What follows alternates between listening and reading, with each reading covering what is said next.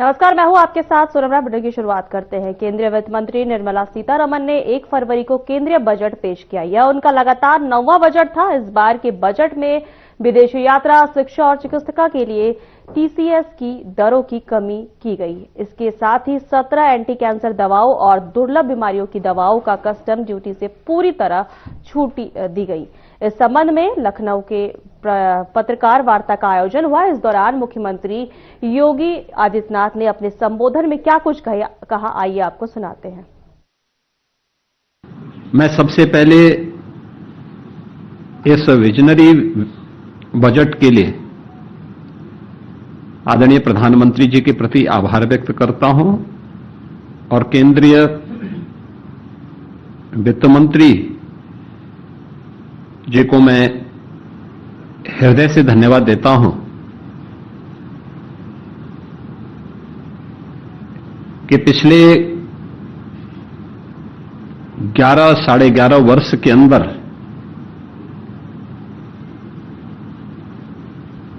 हमने आदरणीय प्रधानमंत्री जी के नेतृत्व में जो यात्रा तय की है,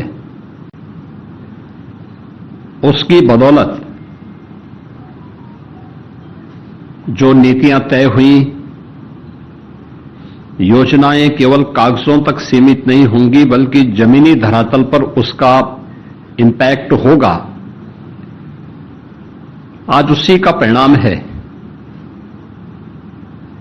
कि 11 वर्ष में 25 करोड़ से अधिक की आबादी गरीबी रेखा से उबर करके आत्मगौरव के साथ भारत की प्रगति में अपना योगदान दे रहे हैं। परिणाम है कि अब भारत दुनिया की तीसरी बड़ी अर्थव्यवस्था के रूप में तेजी के साथ अग्रसर हुई है। यह हर भारतीय के लिए गौरव की बात है। जब नीति स्पष्ट होती है, नियत साफ होती है, तो उसके परिणाम इसी रूप में सामने आते हैं कि तीसरी बड़ी अर्थव्यवस्था के रूप में भारत आज दुनिया में तेजी के साथ आगे बढ़ा है। पिछले 11 वर्ष में हम सब ने इस बारे में देखा है कि प्रधानमंत्री जी का हर भारतवासी के प्रति सदैव यह आग्रह रहा है कि हमें नेशन फर्स्ट के भाव के साथ काम करना चाहिए और उसमें केवल अपने अधिकार की ही हम बात न करें बल्कि अपने कर्तव्यों की भी हम बात करें। याद करें, जब 2015 में प्रधानमंत्री जी ने 26 नवंबर की तिथि को संविधान दिवस के रूप में घोषित किया था, तो उन्होंने देश भर में इस बात की चर्चा के लिए आह्वान किया था कि हम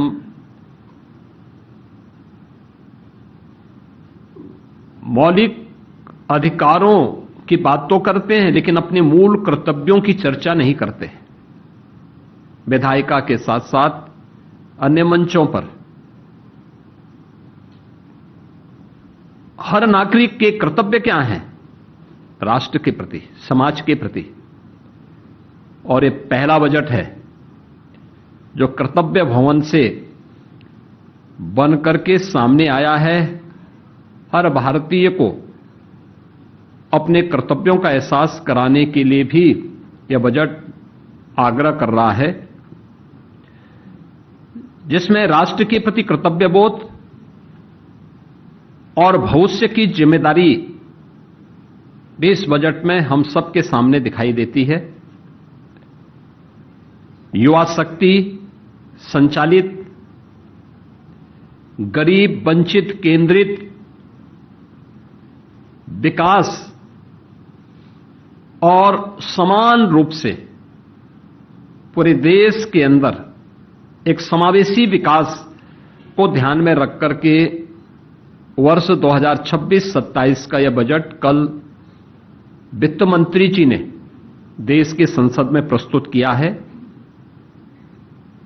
बजट में जो चीज हमें देखने को मिली है कि रिफॉर्म, ग्रोथ और फिस्कल डिसिप्लिन यह बहुत स्पष्ट रूप से हमें देखने को मिला है। यानी तीनों एक सूत्र में पिरो करके हम आज एक मजबूत भारत के निर्माण की दिशा में आने वाली पीढ़ी को जोड़ करके आगे बढ़ सकें, इसके लिए यह बजट एक सुदृढ़ नींव के रूप में काम करेगा। कल प्रस्तुत संसद में प्रस्तुत बजट इसका प्रतीक है। बजट में हर नागरिक के लिए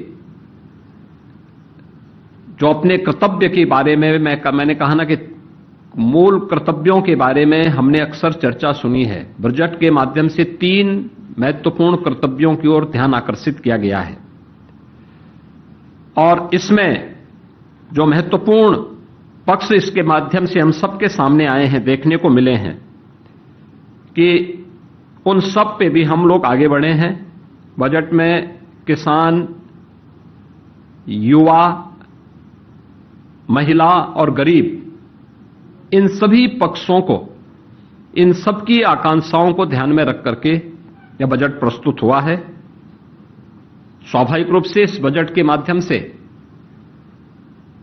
देश की सबसे बड़ी आबादी के राज्य की आकांक्षाओं की पूर्ति भी होती है। उसके लिए नई संभावनाओं के द्वार खुले हैं। इसमें मुख्य रूप से जब हम ध्यान देते हैं, सबसे पहली बात है कि 10,000 करोड़ रुपए का एमएसएमई सेक्टर के लिए बजट का प्रावधान। उत्तर प्रदेश देश के अंदर इसको लीड करता है। देश का सबसे बड़ा एमएसएमई बेस यूपी के पास है। 96 लाख एमएसएमई यूनिट यूपी के पास है। 3 करोड़ जो हमारी आबादी है, इस एमएसएमई के माध्यम से आर्थिक स्वावलंबन के पथ पर अग्रसर होती है। ये 10,000 करोड़ रुपए का जो एक फंड है, हमें एमएसएमई सेक्टर में, जिसको हमने ओडीओपी के रूप में, वन डिस्ट्रिक्ट वन प्रोडक्ट के रूप में प्रमोट किया है, जिसको हमने ब्रांडिंग की है, डिजाइनिंग के साथ, पैकेजिंग के साथ, एक्सपोर्ट के साथ जोड़ने का कार्य किया है। हम लोग इस बात को महसूस करते थे कि हमने ये तो किया, इसने हमारे एक्सपोर्ट को बढ़ाया, इसने रोजगार का सृजन किया, अब आगे क्या? ये 10,000 करोड़ हमें इसके अगले भविष्य के लिए, इसको नई तकनीक के साथ जोड़ने के लिए, ट्रेनिंग के प्रोग्राम के साथ जोड़ने के लिए, एक्सपोर्ट के साथ जोड़ने के लिए, पैकेजिंग की नई संभावनाओं को आगे बढ़ाने में यह यूपी जैसे राज्य को मदद करेगा और यूपी सर्वाधिक लाभ इसका ले पाएगा। 12,20,000 करोड़ का इंफ्रास्ट्रक्चर का जो फंड तैयार किया गया है, इसके लिए घोषणा की गई है। स्वाभाविक रूप से इसमें इंफ्रास्ट्रक्चर विकास का है, कनेक्टिविटी का है और भी अन्य सेक्टर को आगे बढ़ाने का, जिनमें 7 रेलवे के नए कॉरिडोर, दिल्ली वाराणसी, वाराणसी सिलीगुड़ी, ये 2 यूपी को प्राप्त हुए हैं। इन 2 नए रेलवे कॉरिडोर का लाभ यूपी की बेहतरीन रेल इंफ्रास्ट्रक्चर को, eastern and western freight corridor, ये दोनों यूपी से होकर के जा रहे हैं, जिसमें हमारा लॉजिस्टिक का सबसे बड़ा हब यूपी के अंदर तैयार हो रहा है। इसका लाभ यूपी को प्राप्त होगा। 20 वाटरवे, जिनमें यूपी के अंदर देश का पहला वाटरवे, इनलैंड वाटरवे वाराणसी से हल्दिया के बीच में प्रारंभ हो चुका है। हमने वाराणसी, प्रयागराज और इसको यमुना जी में भी आगे बढ़ाने के लिए अपने प्रस्ताव तैयार किए हैं। अयोध्या से हल्दिया के बीच में वाटरवे को संचालित करने का प्रस्ताव, ऐसे ही राप्ती नदी, गोमती नदी, इन सब में भी ये संभावनाएं, और मेरा मानना है कि इन वाटरवे का उपयोग हम यहां पर भी कर पाएंगे। एक इस फील्ड में भी हमें एक नया वो मिला है। दूसरा, कार्गो मूवमेंट के लिए इससे हमें बढ़ावा तो प्राप्त होगा ही, लेकिन शिप रिपेयर इकोसिस्टम को तैयार करने के लिए वाराणसी और पटना में 2 विकसित होंगे, तो वाराणसी का लाभ यूपी के इस वाटरवे, इनलैंड वाटरवे की सुविधा को और इस मूवमेंट को आगे बढ़ाने में लागत, जो कार्गो का और ट्रांसपोर्टेशन का जो लागत है उसको कम करने में इसके माध्यम से काफी हद तक मदद मिलेगी। इसके साथ ही जो 7 नए हाई स्पीड रेल कॉरिडोर घोषित हुए हैं, इसके दोनों, इसमें से 2 जो मैंने पहले भी कहा यूपी के अंदर प्राप्त हुए हैं। यूपी को इसके माध्यम से हाई स्पीड रेल कॉरिडोर पर, जिसमें 300 से लेकर 500 किलोमीटर पर आवर रेलवे की स्पीड होगी, इस स्पीड को यूपी में इसका लाभ होगा। इसके अलावा बायो फार्मा सेक्टर में जो यूपी की नई संभावना है, हम सब जानते हैं कि यूपी इस दिशा में नए सिरे से काम प्रारंभ किया है। अभी कल ही यूपी में हमारी फार्मा की एक कॉन्क्लेव भी है, यानी हम इसमें पहले से काम कर रहे हैं। ललितपुर में हम लोग लगभग 1200 एकड़ क्षेत्रफल में एक नया, वहां पे हम लोग बल्क ड्रग पार्क के निर्माण की कार्रवाई को आगे बढ़ाए हैं।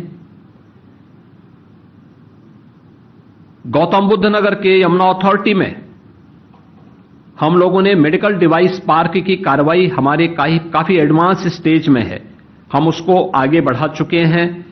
इस पर हमारी कार्रवाई तेजी के साथ आगे बढ़ चुकी है। लेकिन 10,000 करोड़ का जो बायो फार्मा के लिए धनराशि की व्यवस्था की गई है, एक ग्लोबल बायोफार्मा हब बनाने की दिशा में भारत को तो मदद करेगा ही। यूपी जैसे राज्य जिनके पास पूरा होमवर्क है और जिसने इस पर तेजी के साथ अपनी कार्रवाई को आगे बढ़ाया है, और कल ही हमारा यहां पे फार्मा कॉन्क्लेव भी है जिसमें देश भर से इस फील्ड के स्टेक होल्डर लखनऊ में उपस्थित हो रहे हैं। यह हमें एक नई सुविधा आगे बढ़ाने के लिए मदद करेगा। भारत को एक डाटा सेंटर हब के रूप में स्थापित करने की दिशा में जो एक नए कदम बढ़ाने की दिशा में कार्य किए गए हैं, यह एक नई दिशा में हमें आगे बढ़ाएगा। खासतौर पर 22,000 करोड़ रुपए से अधिक के जो प्रदेश के अंदर हम लोग डाटा सेंटर की स्थापना का कार्य कर रहे हैं। यूपी के अंदर काफी बड़े पैमाने पे डाटा सेंटर के निर्माण की कार्रवाई तेजी के साथ आगे बढ़ी है। अब तक उत्तर प्रदेश ने इसमें 700 मेगावाट क्षमता के डाटा सेंटर यूपी में स्थापित किए हैं, और भारत सरकार ने इसके हब के रूप में स्थापित करने के लिए जो धनराशि आरक्षित की है, यह हमें काफी हद तक मदद करेगी। महात्मा गांधी ग्राम स्वराज योजना भी लॉन्च की गई है। आप सब जानते हैं कि देश के अंदर सबसे अधिक ग्राम पंचायतें यूपी के पास हैं। रूरल पॉपुलेशन देश के अंदर सबसे अधिक यूपी जैसे राज्य में निवास कर रही है। स्वाभाविक रूप से इसका लाभ हमें प्राप्त होगा। अगर यूपी के अंदर हम रेवेन्यू विलेजेज की संख्या ही देखें तो 1,05,000 से अधिक हमारे पास रेवेन्यू विलेजेज हैं। स्वाभाविक रूप से महात्मा गांधी ग्राम स्वराज योजना का लाभ यूपी को प्राप्त होगा। ग्रामीण उत्पादों को ग्लोबल मार्केटिंग नेटवर्क से जोड़ने में इससे मदद मिलेगी। जो हमारे कारीगर हैं, उनके उत्पाद हैं, उनको बेहतर मूल्य प्राप्त होगा। स्थानीय स्तर पर विकसित भारत जी राम जी के माध्यम से मार्केट विकसित करने में मदद मिलेगी। इसके माध्यम से उत्तर प्रदेश के अंदर जो 2.5 लाख बुनकर हैं, उनके लिए गांवों के जो उद्योग हैं, खासतौर पर हमारा एमएसएमई सेक्टर बहुत बड़ा ऐसा है जो ग्रामीण क्षेत्र में काम करता है। वन डिस्ट्रिक्ट वन प्रोडक्ट के माध्यम से और विश्वकर्मा श्रम सम्मान और पीएम विश्वकर्मा के माध्यम से हमने उसको पहले ही प्रमोट किया है। यानी ये पूरा होमवर्क यूपी के अंदर पहले से हुआ है। तो स्वाभाविक रूप से महात्मा गांधी ग्राम स्वराज योजना के माध्यम से इसका लाभ यूपी को प्राप्त होगा और युवाओं को इसके माध्यम से आत्म स्वावलंबन की ओर बढ़ने में भी यह मदद इसके माध्यम से प्राप्त होगी। मित्रों,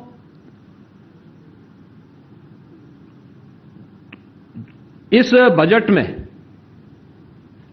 लॉजिस्टिक के लिए भी काफी बड़ी संभावनाएं हैं और उसके हब के रूप में गौतम बुद्ध नगर, कानपुर के साथ ही वाराणसी को, क्योंकि देश का पहला वाटरवे यह वाराणसी से हल्दिया के बीच में प्रारंभ हुआ है। तो चला है छोटे से ब्रेक का।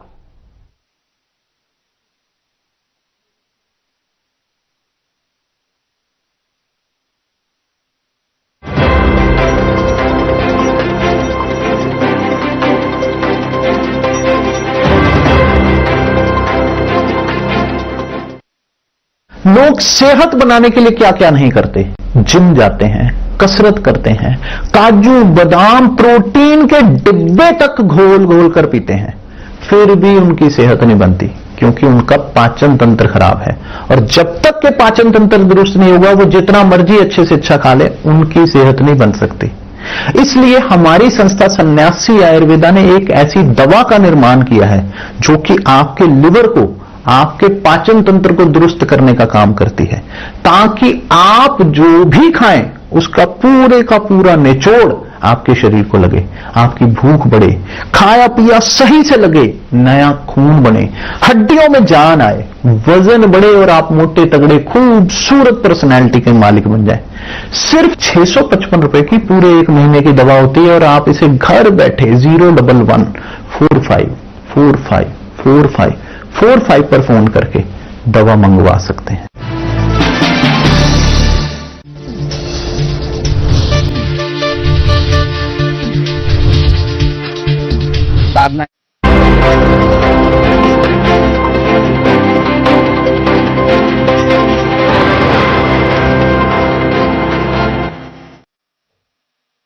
केंद्रीय वित्त मंत्री निर्मला सीतारमण ने देश का बजट पेश किया, जिसके बाद पीएम नरेंद्र मोदी ने संबोधित किया। पीएम ने क्या कुछ कहा, आइए आपको सुनाते हैं। मेरे प्यारे देशवासियों, नमस्कार। आज का बजट ऐतिहासिक है। इसमें देश की नारी शक्ति का सशक्त प्रतिबिंब झलकता है। महिला वित्त मंत्री के रूप में निर्मला जी ने लगातार 9वीं बार देश का बजट प्रस्तुत करके नया रिकॉर्ड बनाया है। ये बजट अपार अवसरों का राजमार्ग है। ये बजट वर्तमान के सपनों को साकार करता है और भारत के उज्जवल भविष्य की नींव को सशक्त करता है। ये बजट 2047 के विकसित भारत की हमारी ऊंची उड़ान का मजबूत आधार है। साथियों, आज भारत जिस रिफॉर्म एक्सप्रेस पर सवार है, इस बजट से उसे नई ऊर्जा, नई गति मिलेगी। जो पाथ ब्रेकिंग रिफॉर्म्स किए गए हैं, वो एस्पिरेशन से भरे हुए भारत के साहसिक, टैलेंटेड युवाओं को उड़ने के लिए खुला आसमान देते हैं। ये बजट ट्रस्ट बेस्ड गवर्नेंस और ह्यूमन सेंट्रिक अर्थरचना के विजन को साकार करता है। एक ऐसा यूनिक बजट है जिसमें फिस्कल डेफिसिट कम करने, इन्फ्लेशन कंट्रोल करने पर फोकस है और इसके साथ ही बजट में हाई कैपेक्स और हाई ग्रोथ का भी समन्वय है। साथियों, ये बजट भारत की वैश्विक भूमिका को नए सिरे से सशक्त करता है। भारत के 140 करोड़ नागरिक केंद्रीय वित्त मंत्री निर्मला सीतारमण ने देश का बजट संसद में पेश किया, जिसके बाद लखनऊ में सीएम योगी ने बजट को लेकर प्रेस कॉन्फ्रेंस की। सीएम योगी ने बजट का स्वागत करते हुए इसे ऐतिहासिक बताया। मित्रों,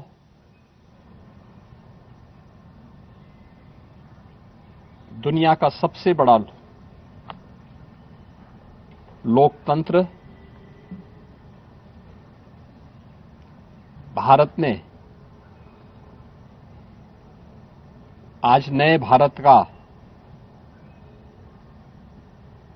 विकसित भारत की संकल्पना के रोड मैप को लेकर के अपना नया बजट देशवासियों के सामने प्रस्तुत किया है। मैं सबसे पहले देश के यशस्वी प्रधानमंत्री आदरणीय श्री नरेंद्र मोदी जी के प्रति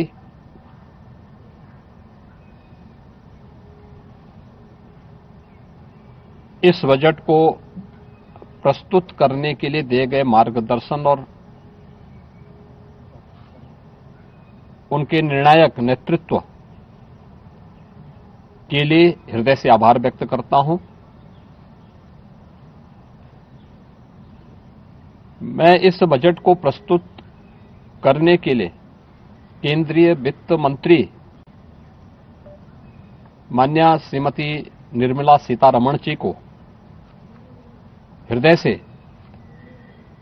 अभिनंदन करता हूं, प्रदेशवासियों की ओर से उनका धन्यवाद करता हूं। 145 करोड़ भारतवासियों के आशा और आकांक्षाओं का प्रतीक यह बजट है, जिसमें नए भारत और विकसित भारत की संकल्पना का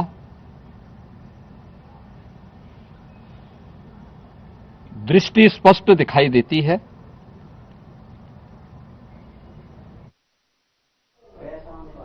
फिलहाल हमारे खास बुलेटिन में इतना ही। नमस्कार।